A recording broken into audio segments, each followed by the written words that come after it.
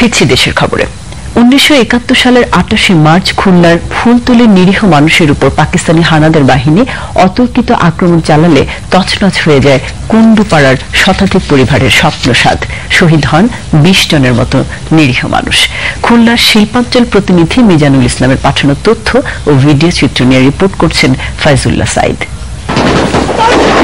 খুলনার ফুলতলার নিরীহ মানুষের উপর পাকিস্তান হানাদার বাহিনী অতর্কিত হামলা চালালে শহীদ হন 20 জন স্বাধীনতাকামী মানুষ। পবিত্র ইচ্ছা থেকেই আমি কিন্তু এদেরকে খুঁজতে কুন্ডুপাড়া গেলাম। আমি সেখানে গিয়ে শুনলাম যে দক্ষিণ দিঘি থেকে বেশ কিছু লোক এখানে এসেছিলেন এবং মারা গেছিলেন। তখন আমি এখানে চলে আসি। সমাজ জানতে চেয়েছিল একটা সাম্প্রদায়িক দাঙ্গা বাঁধিয়ে দিয়ে এটাকে সাম্প্রদায়িক দাঙ্গা হিসেবে বিশ্বের কাছে তুলে ধরছে, যে কারণে আপনি দেখবেন হিন্দুরাই ম্যাক্সিমাম মারা গেছে।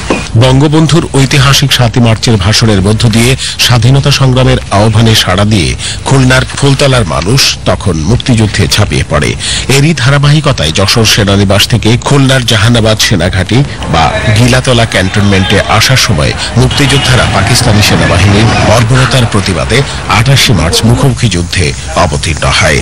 তছনছ হয়ে যায় কুন্ডুপাড়ার শতাধিক পরিবার। বাবাকে মেরে ফেলে রেখে দিল বেজের ডাঙ্গার কালবাদের ভিতরে, পানির ভিতর ফেলে আমাদের লাশ দিল না।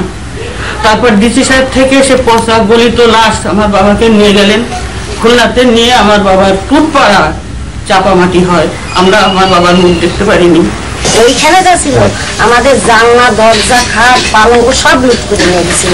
ঘরে শুধু ইটকুট এসে পাইছে, আর কিছু ছিল না। বর্তমান সরকার ক্ষমতায় আসার পর থেকেই সেই সব মুক্তিযোদ্ধাদের পুনর্বাসন ও সম্মানী ভাতা প্রদানের পাশাপাশি মুক্তিযোদ্ধাদের স্মৃতি রক্ষার্থে বদ্ধভূমিগুলো শনাক্ত করে গড়ে তুলছেন স্মৃতি ফলক আর ভাস্কর্য। আর শহীদ পরিবারের সন্তানদের তাই দাবি মুক্তিযুদ্ধের স্মৃতি রক্ষার্থে এই ধরনের ভাস্কর্য এবং স্মৃতিসৌধ গড়ে তোলার। Faizullah Sayeed, desk report, Bangladesh television.